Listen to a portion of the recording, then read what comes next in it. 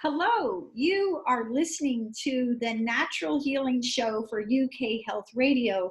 I'm your host, Catherine Carrigan, medical intuitive healer and Amazon #1 bestselling author.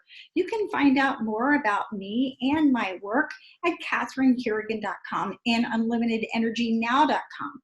While you're there, definitely sign up for my newsletter so you can learn even more about how you can heal yourself naturally. Now, our guest today is a wonderful lady who has done kinesiology for a long time. Jan Firstenberg is a kinesiologist, and you can find out more about Jan and her wonderful work at janfirstenberg.com. That's www.janfirst, F-I-R-S-T, because she is first in her field, enberg.com. Welcome, Jan Firstenberg. Hi, thank you, Catherine. It's so nice to be here with you. Now, Jan Firstenberg, you and I are both long-term kinesiologists, but a lot of people don't know what kinesiology is. How would you explain what is kinesiology? So what I would say about that is when you go to a Western medical doctor, normally you have some symptoms, you're not feeling well. You go to the doctor and the doctor listens to your symptoms, treats your symptoms with medication, and off you go. And often the medication can cause side effects, so you get another pill for that. In kinesiology, we're using the innate intelligence of the body. The body has all of these subtle energy systems in it. Just like we have a circulatory system and respiratory system, we have many, many energy systems in our body. And kinesiology is a way of accessing those systems with something that people call muscle testing. But I like to call it energy testing because we're not really testing the strength of the muscle, but it's a way that you can talk to the body without the client talking to you at all, and the body will respond. You know, Jan, that is a fabulous definition of it, because indeed we are using muscles. So whether it's a deltoid muscle or your quadricep muscle or literally any of 42 major muscles in the body can reveal what's happening inside your acupuncture system, inside your organs, and even at the soul level, literally on any level, physically, energetically, emotionally, mentally, and spiritually. We're using these muscles, but as you said, we're not really testing the muscles themselves.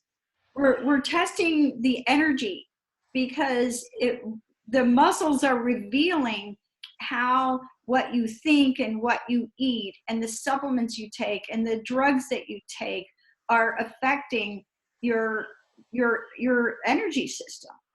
And whatever you're thinking, eating, doing, or being is either switching you on and turning on the energy system, or it's switching you off.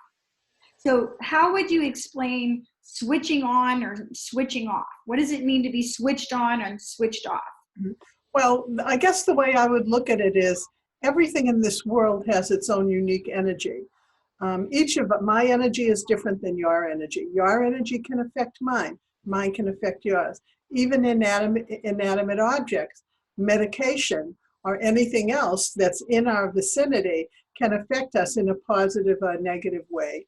And when you use kinesiology, you're basically getting a yes-no test, and you ask a question, is this good for me? And your muscle will test weak if it isn't, and it will test strong if it is.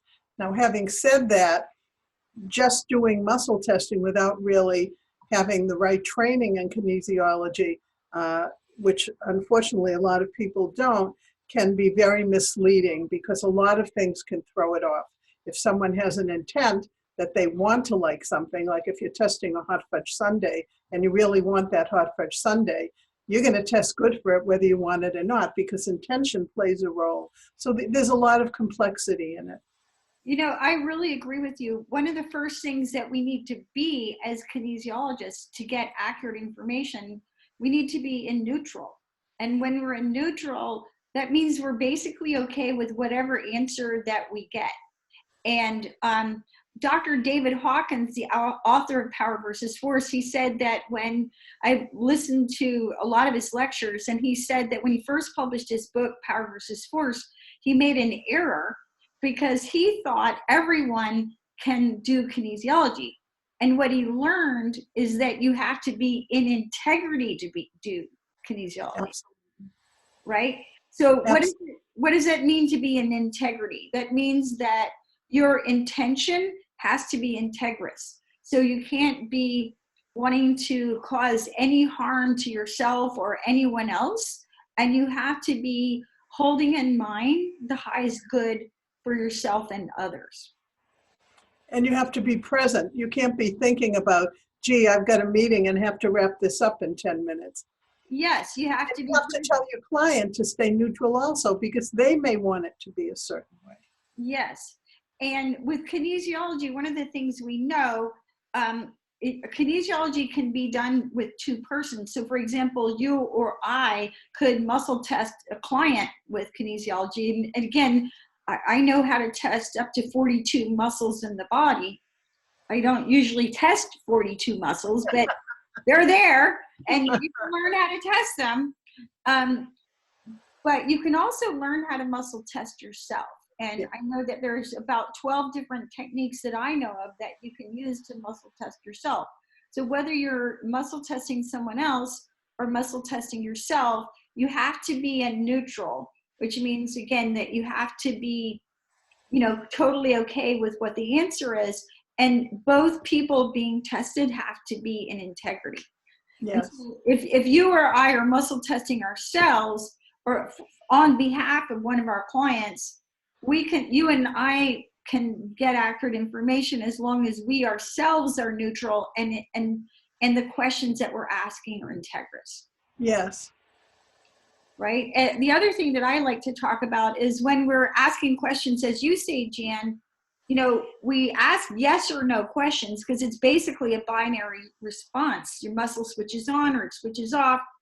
But I always ask questions for myself or my clients in highest best interest. So I don't ask, can I lie down in the middle of the road? You could. Can I eat the hot fudge sundae? Like you said, yes, right. You sure could. I like to ask, is it in my highest best interest to eat the hot fudge sundae? Right. Right. That might be a different answer. It would be. It probably would be. Right. Okay. Now, Jan Firstenberg, you've practiced kinesiology for a very long time. You're a master kinesiologist. What does the term energy medicine mean to you? So energy medicine, you can Google it. You'll find people using it in all different ways. It doesn't have one consistent definition. But with all the modalities that I've studied, when I think of energy medicine, I think of like two threads. I think of energy medicine versus energy psychology. And there are other things too. But again, to me, energy medicine is using the innate ability of the body to help someone do whatever it is that needs to be done, rather than going outside of the body to try to find out and looking for medicine or whatever. Having said that, sometimes you need medicine and supplements. So energy medicine is working, it uses a lot of Chinese medicine in it, Chinese 5 elements and strange flows and triple heater and a whole bunch of other things. But energy psychology is kind of a kickoff to traditional psychology, where you're using energy medicine, the innate intelligence of the body, to work on psychological issues such as PTSD, trauma, phobias, and often people don't know that there's a psychological, that what they're feeling physically is caused by psychological issues. And very high percentage of the time it is. So when you say energy medicine, I think, okay, energy medicine versus energy psychology, but it's really all the same. You're looking at the innate intelligence of the body. Yeah, and I know you and I have both studied many, many systems of kinesiology, right? Yes. I know the way I started with the simplest kinesiology of all, which was brain gym, educational kinesiology. Then I went on to study touch for health, Yes. Psyche, and total body modification, and and Reiki master and teacher, and all these different systems. And you've studied with Donna Eden, and you and I met in England when we were studying therapeutic energy kinesiology. I mean, personally, I studied for 25 years. So there's so many systems of kinesiology now. I've personally lost track of everything that I've studied, right? It kind of reminds me of that old joke when you say, I have a practice. What is a practice? I'm going to keep practicing till I get it right. Yeah. So, but the common thread for all these kinesiologies is the practice of testing muscles to test the energy in, and looking at what switches on, what switches off, and what these muscle tests reveal. Yes. Now, Jan Firstenberg, what is the triple heater and how does it impact us? Okay, so this is a term that's used in Chinese medicine for an energy system. It's one of the oldest energy systems that we have. It also happens to be a meridian. Probably a lot of your followers are familiar with that. It's a fixed pathway in the body. And triple heater starts at your temple and it goes around the back of your ear and off your elbow and off your ring finger if you're tracing it forward. Typically, so triple heater, it's an energy system in itself. It's a meridian, and it's also something in Chinese medicine called a strange flow, which are kind of like hyperlinks. But the key to this is it's about your survival. It's one of the most powerful systems that we have. So when we were cavemen in the woods and we come across a bear, all of a sudden, all the adrenaline leaves our head and goes to our extremities so we can run. It's your fight and flight response. You can flee away, or if you're backed into a corner, you can fight. And there's also a freeze aspect of that where, you're kind of frozen. But in order for triple warmer to take care of your survival, it's pulling from all the other meridians in your body except for heart. It can't pull from that. And so the problem with it, it's wonderful, we need it for survival, but it doesn't care. Are you comfortable? Are you nurtured? Are you working for the highest good? It just wants you to be alive. And unfortunately, it never evolved. And so it doesn't know the difference between a bear trying to eat you and your computer crashing, or your mother-in-law yelling at you, or your kids driving you crazy. And therefore, I live in the middle of New York City. I work with triple warmer a lot. People are stressed out very easily. They get stuck in traffic. It's an amazing energy system and can be used in a lot of different ways. I just want to add two other things quickly. It also keeps us in a habit, whether that's a negative or a positive habit. And so it can keep you in inertia because if you get out of your comfort zone, it may think that you're dying. And the second thing is it's also related to allergies, allergic reactions, because it's trying to save you from that thing that you're allergic to getting into your body. Yeah, and as you said, a lot of our audience is going to be very familiar with natural healing. And if you're familiar with your acupuncture system, most of your meridians are called by organs, like your lung meridian or your heart meridian or your stomach meridian. And triple heater is really more of a function. And as Jan explained, it reveals how well we are or are not responding to stress, right? And it can affect our digestion and our hormone systems, right? Yes. And also our emotional state. Everything. Yeah.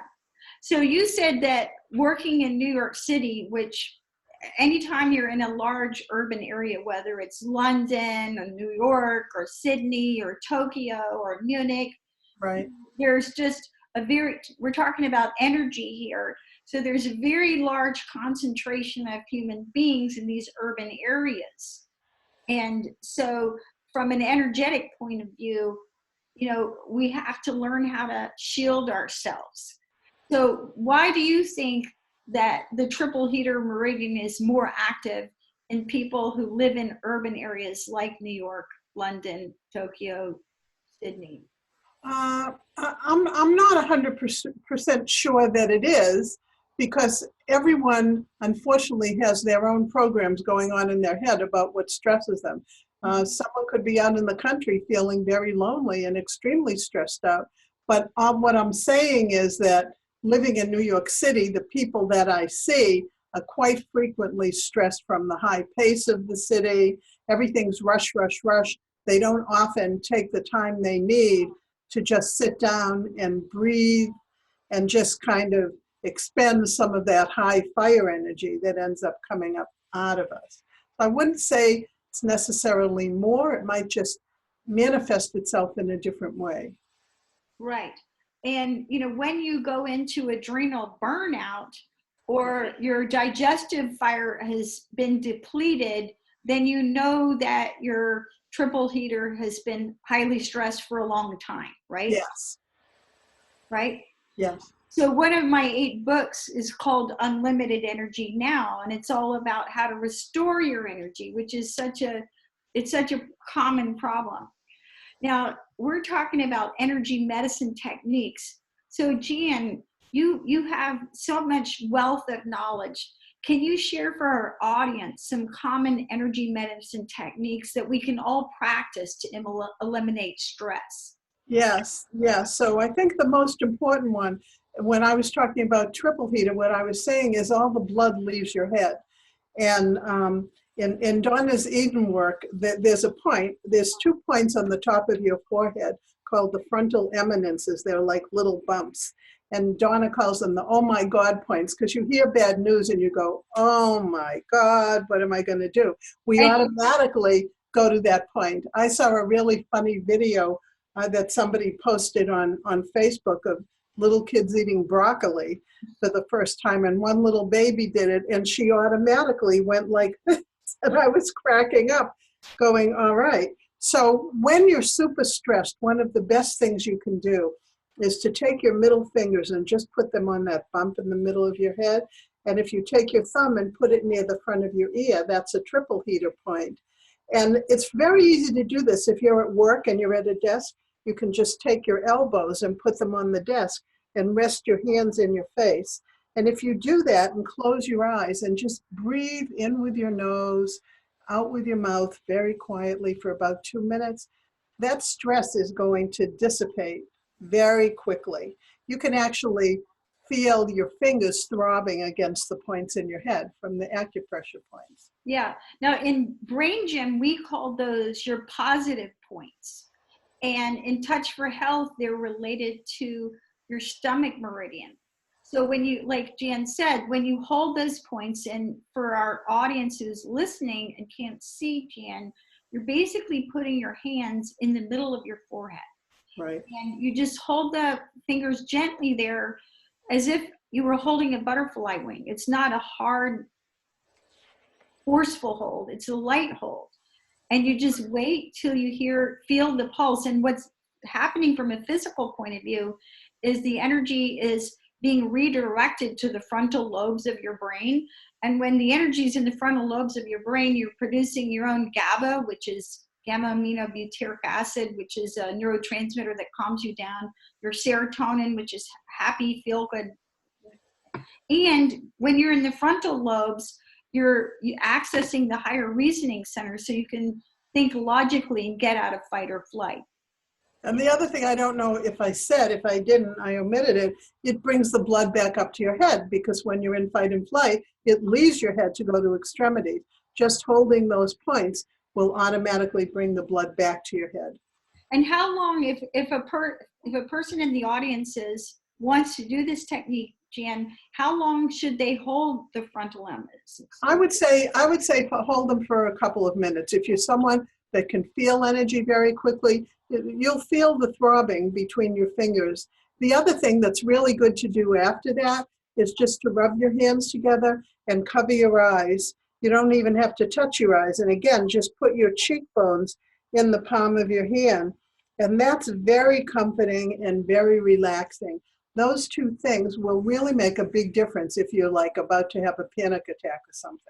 Right. And then of course the third thing is a whole other energy system, EFT, emotional freedom technique, which taps on the end of meridians. Right. Yeah. And in EFT, there's numerous acupuncture points that you access.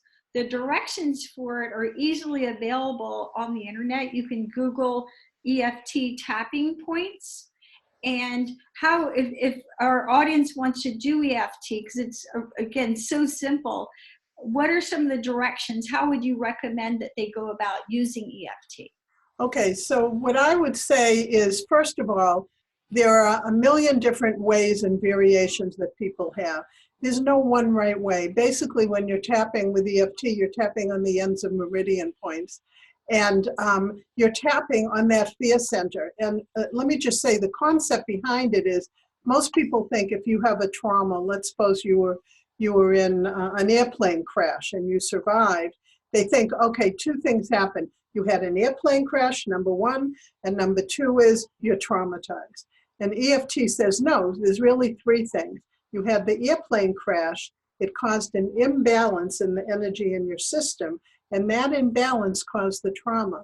So when you work with EFT, you're working on the imbalance in the energy system. You don't have to go to therapy for 20 years to talk about your childhood and everything going on. The tapping from the EFT works on the limbic system of the brain, on those two little almond pear-shaped things, the amygdala, which is our fear center. So there's scientific basis of all of this, but what it's doing, it's removing the emotion. So you'll be able to recall, if you want to, but you don't have to, recall the crash or think about it and no longer have that stress. It's pretty amazing. You know, I really appreciate, Jan, your explaining to our audience that this is really about energy imbalance. Yes. If you're feeling fine, frustrated, insecure, neurotic, and emotional, if you're feeling fine, then more than likely your energy system's out of balance. And so by just following some of these little energy medicine techniques, you can bring yourself back into energy balance. And by doing that, you're going to be able to access your higher reasoning and make better decisions and respond a little bit better. Here's a couple other ones. A real simple one that I like to do is just rub your hands together and set your intention to clear your energy. So I like to rub my hands together, pass them over my head, right? And because sometimes, again, we live in a world of energy. You are a VIP. You're a vibrational interference pattern. You're already a VIP, even if nobody knows your name and your name is not in lights in Hollywood. So you're this vibrational interference pattern. And sometimes we interact with other people or other energies and we literally pick things up, right? Yes. So you've been talking to a very good friend who's suffering grief or anxiety or going through a trauma, and there can be an energetic transference. So a real simple thing to do is to rub your hands together, pass them over your head, and set your intention to clear your energy so that you're clearing anything that you picked up. I think that's really critical. The very first time that I learned this stuff and learned how to get rid of like pain with certain people, I had a friend who was housebound for a month with nerve pain, and it affected her in the calf of her leg. And so I was so enthusiastic after I learned this little bit of energy medicine. I called her up and said, do you want me to come over? And I know I can give you energy. I don't know if I can get rid of the pain. To make a long story short, I worked with her for an hour. We were both absolutely amazed. The pain was gone. I went to sleep and I woke up the next morning with her pain in my leg because I hadn't learned my boundaries and I hadn't learned how to protect myself. Yeah, and you know, you brought up a really important point, Jan. I can remember watching one of my early teachers, and after I'd been studying for about 15 years, I went back to study with one of my original teachers, and I was watching this individual, and I was watching him work because he wasn't forming an energetic circuit, and so you can get drained.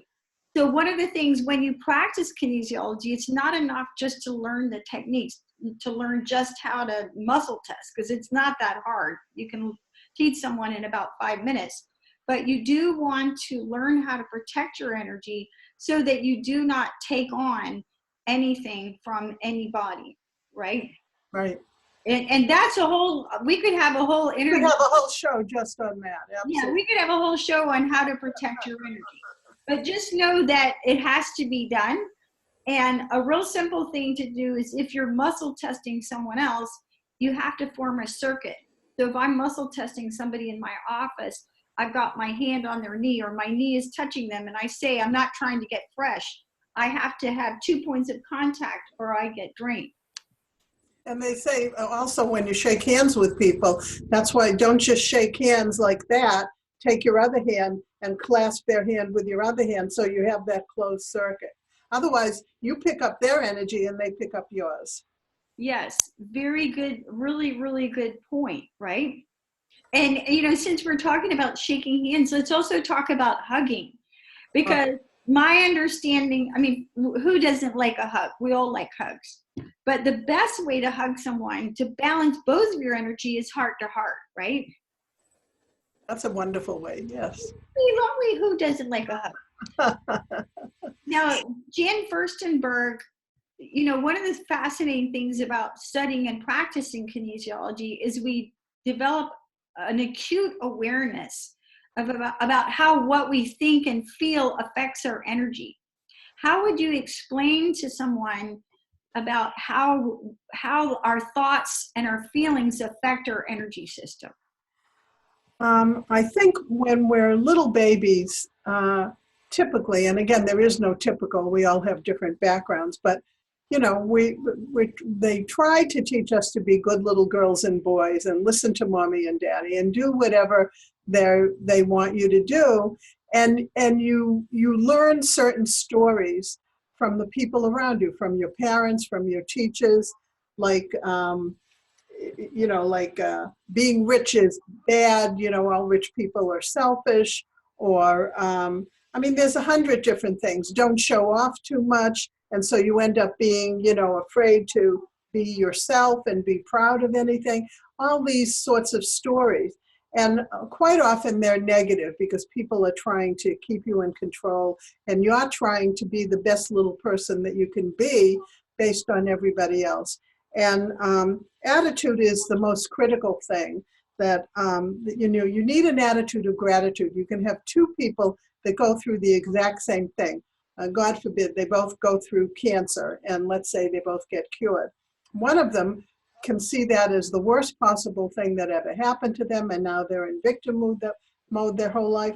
But so often you hear stories about these people that say, it's the best thing that ever happened to me because it woke me up and it made me think about what am I here for and what can I do with my life and how can I help other people. And in our lives, we're always going to have, quote unquote, what you would consider bad, negative things at the time. But if you learn not to see them as negative things, but as challenges, what is this that's going on? And what's the lesson that I can learn from it? They're really beautiful moments that form us and can help us not just heal with anything that's wrong with us, but also can teach us how to live our lives in a positive way. Now, Jan Firstenberg, you are a master healer and a master kinesiologist. And how does this information and experience of our thoughts and feelings affecting our energy, how has this changed you? And what kind of practices do you do every day to keep your energy as balanced as possible? Okay, well, the first thing I would say to that is I don't like to call myself a healer because I think all healing is self-healing. And it's a bind that I got into when I first started learning how to do this work, feeling this responsibility that everyone that came to me, I had to heal, I had to fix, I had to have all the answers. And what you find out, and I'm sure you know this from all your years, I'm not the one with the answers. My client has the answers inside of them. And that's why kinesiology is so wonderful, because we can use kinesiology and muscle testing, energy testing, to get to what's going on in the body. The body will talk to us. If something's wrong, if the body's having digestive issues, it's talking to us. It's telling us, hey, something's going on. Can you please look into this and help me balance my energy? So that's the most important thing.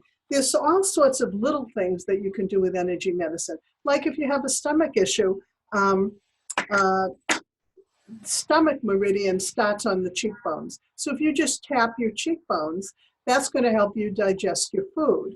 There's a million little things you can do. For the immune system, working with the neurolymphatic system is critical. And the lymph system, unlike the heart, doesn't have a pump. The heart has a pump and it can pump the blood, but the lymph system doesn't. And it carries this fluid that has these antibodies that help to get rid of toxins and really help to keep the immune system going. And spleen, by the way, is the largest organ in the lymphatic system. So one of the things you can do to get energy and work on your neurolymphatics, which is an access to the lymph system, is if you go down in the middle to your collarbone, under your neck, where your collarbone ends, and go down a little bit, there's little indentations. And by the way, when you do any of this, just have your intention be that you're in the right place. If you're off, it doesn't matter, because the body will understand that's your intention.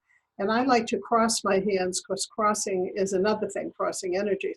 And you just thump really hard to get that lymph moving.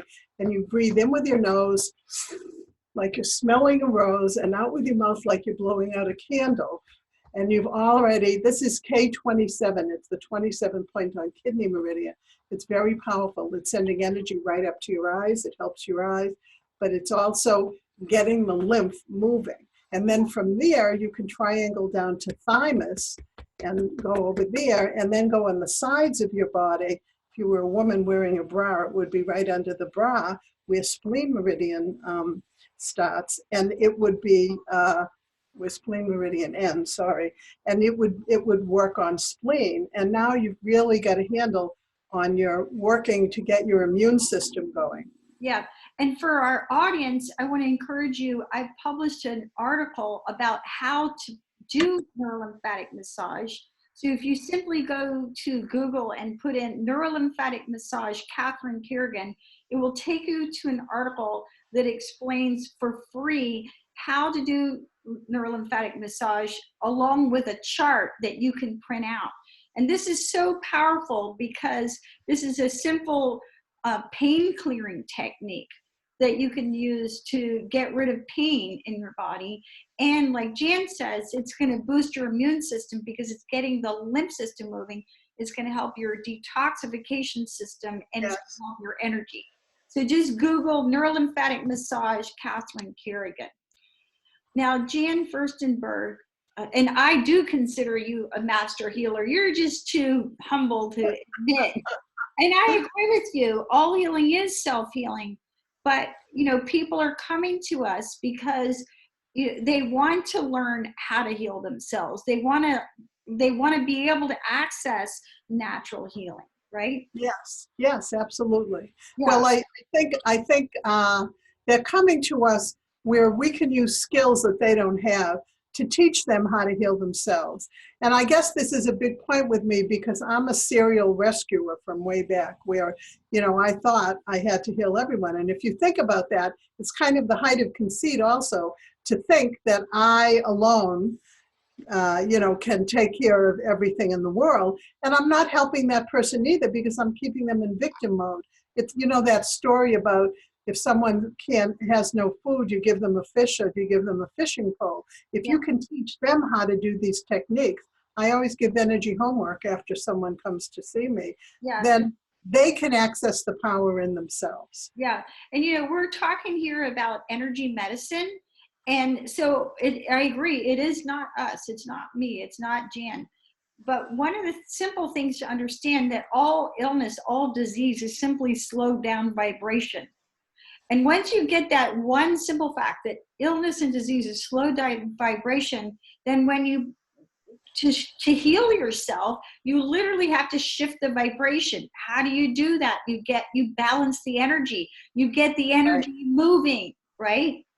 And if there's someone who can teach you how to get your energy moving, or to teach you how you can balance your energy, or can empower you to understand what the energy imbalances are by showing you with kinesiology, the way you're thinking is hurting you, the way you're eating is hurting you.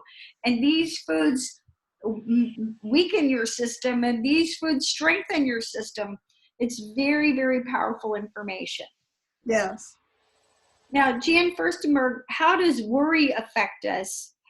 I know you're very interested in the spleen meridian. How does worry affect our spleen meridian, and as well as the people we're worrying about? Well, if if if if if you know about the meridian system, it's a meridian wheel, and every meridian has a 2-hour period where it's most powerful. And spleen is most powerful between 9 a.m. and 11 a.m. And its polar opposite is triple heater, which is most powerful between 9 p.m. and 11 p.m. So again, if you're worried, what's going to happen? Your survival mechanism is going to come in. Triple heater needs energy to get that blood going to your extremity. The first place it's going to pull from is spleen, and that worry is now starting to affect your immune system, because you need that balance between spleen and triple heater. And I like to demonstrate for people, if somebody's in my office, if I worry about Jan, well, I'm going to go, the muscles in my body are going to switch off. And if I muscle tested her while I was worrying, she would switch off also. Yes. Right? And so what we have to understand is that when you worry about someone, you're not actually doing them any favors. Not only are you hurting you and you're suppressing your own immune system and turning off your own energy, you're doing that for the other person. Now, so a lot of people will say, well, how do I stop worrying? Well, what you do is you simply see the other person as whole. Not perfect. I'm not perfect. Not going to happen in this lifetime. But when you're whole and complete, you have access to all the energy and information that you need. And this really involves taking a spiritual perspective to realize that we're all exactly where we need to be on our path, right? So if I see Jan as whole and complete, then she stays strong and I do too. And that's how you stop worrying. Now, Jan, do you think it's possible to work on depression with just attitude changes? Depression is a very complex issue. Before I started working with people with it, I just thought, like a lot of people think, oh, if they're just sad, they're more sad than other people. And I didn't realize until I really had significant exposure to working with people with depression that it's so much more than that, because basically it's their autoimmune system turning on them and making them feel like they're just a piece of crap. They're unworthy. They don't even deserve to exist. And one of the things with triple heater is it gets you into habit. And when you're in a depression, particularly if you've been in there a while, you're in the habit of being there and you're totally miserable, but yet it's very scary to think about getting out of that habit. Triple warmer is going to keep you there because it's going to say, oh, danger, danger, danger. And also, there is some comfort value in if you're no longer working and people know to kind of treat you with kid gloves. Well, when you start getting better, now all of a sudden you're going to have to interact with society again and do all the normal things that people do, that can be very aggravating. So I would say everyone's energy is unique. Everyone has to find their own way to do it. The most critical thing is to never give up, because no matter how badly you feel in the moment, there's always going to be a time when you feel better. And if you don't give yourself a chance to have that time, then it's really a pity. And there are people out there that can help you. Psychological reversals have a lot to do with this too. I don't know if we have time for me to talk about them or not. Absolutely. But before we talk about psychological reversal, I'm going to make a couple comments about depression. I've published 2 of my 8 books are about how to heal depression naturally. And my first 10 years this is now my 26th year in natural healing, my first 10 years was all about learning about how to use kinesiology and natural healing to balance the brain. So I can use kinesiology to muscle test your corpus callosum, pineal, and pituitary. I can balance 26 neurotransmitters in your brain. But what's so interesting to me is that many times the people who come to me with severe depression and anxiety, there's actually nothing wrong with their brain. There was a lady in my office this past week, and she was on so many supplements and medications. And it's like, you know what? There's nothing wrong with your brain. And it really is an attitude thing, like Jan talks about. So you want to really ask yourself, what is the story that I'm telling myself over and over and over again that's switching me off, that's keeping me in poor me, in victim thinking? And, you know, I feel that there's several healings that everyone needs. And one of them is to really, to clear your blocks to knowing and experiencing that the universe is a friendly place. Because once you realize that the universe is a friendly place, then everything that you experience is for your highest good. So Right? I just want to say one other quick thing about depression is that isolation is often a big part of that. People hide, they're embarrassed, they're shamed. And the sooner that they can learn to just be themselves and be open. And I have seen it happen no matter how, and this is the other thing, to believe in the possibility. If you believe, and this is one of the psychological reversals, if you believe it's impossible to be better, it is impossible to be better. You don't have to believe it's possible, but you can be open to the possibility. And one of the things that's so wonderful about kinesiology is that it accesses the subconscious. You may, in your conscious mind, depression's a good example. You could say, of course I want to get better. Why do I want to be like this, right? But the psychological reversals that are underpinning there in your subconscious might be, it's not safe to get better. If I get better, all of a sudden I'm going to have to support my family again. I'm going to have to take care of the kids. I'm going to have to do all these things that overwhelmed me. So that's one. You may think it's not safe. You may think, I don't deserve to get better. Because when you're in that deep depression, you feel like a piece of crap. And you feel like you're blaming yourself for everything. You're beating yourself up. You've got this negative self-talk going on in your head every second of every day. And so you feel it's not safe, I don't deserve it, it's not possible. And you probably don't feel like you don't want to, but subconsciously, if we can test with kinesiology, it may be that you don't want to because you're not ready yet, or I'm not ready to. So when you work with EFT, often people don't know about psychological reversals, even though you're trained to know about it. And it's really critical to test these. And then what do? You work on them first. So with EFT, you usually start by doing a karate chop with your hands and go, even though I'm in this depression, I deeply love and accept myself. And you might say, I choose to get out of it now. And then you start tapping points in your forehead. These are the ends of meridians, inside of the eyebrow, outside, on the cheekbone, under the nose, under the lip, the collarbone, all these places. But if you have a psychological reversal, you don't test on that first. You say, even though I don't deserve to have this, or even though it's not safe to do this, you tap on whatever is the psychological reversal. And Yeah. just one other thing, people say, well, why are you focusing on the negative?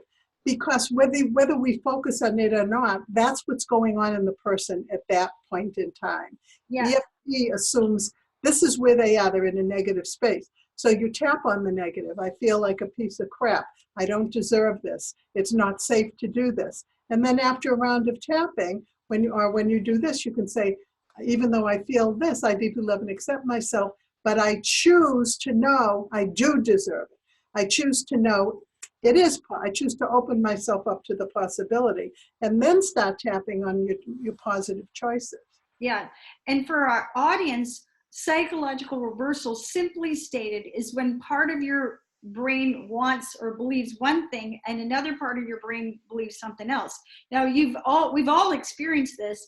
It's like there's, I want to be thin and I want to sit on the couch and eat key lime pie. That's a really good example of that. Or I want to be successful, but I'm scared to death to get out there.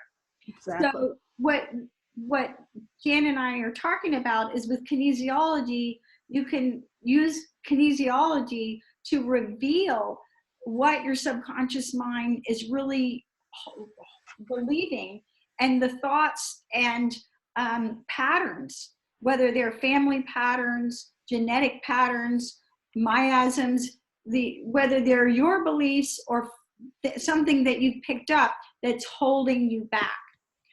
So, Jan Firstenberg, kinesiologist, any final thoughts for our audience? I would say that attitude is the most critical thing. Changing your attitude to just say, all right, I totally screwed everything up today, but tomorrow's another day. I can do it again. Learning how to love yourself is key, and learning how to forgive yourself is key.